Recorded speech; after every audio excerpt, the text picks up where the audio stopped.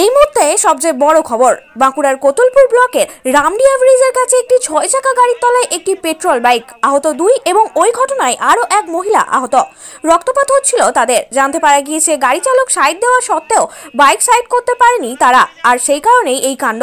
Kotulpur block প্রশাসনের কাছে খবর পৌঁছতেই কোতুলপুর থানা ছোটবাবু ৩ জনকে চিকিৎসা করান রামডিয়া বাজারে বলেই খবর। সূত্র মারফত জানতে পারা গিয়েছে এই দুর্ঘটনা ততটা মর্মান্তিক না হলেও ৬ চাকা গাড়িটি উল্টে যাবার উপক্রম হয়, বাঁচিয়ে নেয় driver. Bureau report, news 10 Bangla.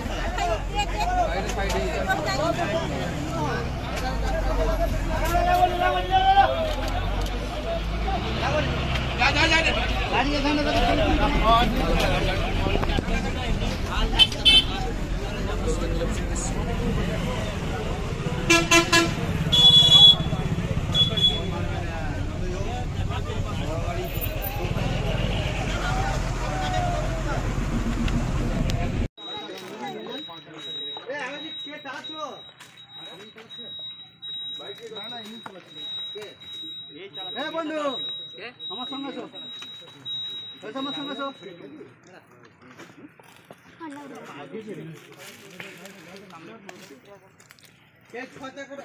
আমাকে মাত্র দেখাইছে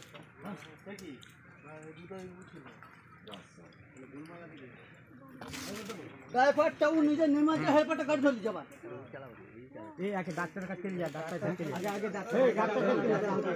গাড়ি ব্যাক করো আগে, তুমি গাড়ি সহ নিয়ে যাও, তুমি উঠে এসো যাবো।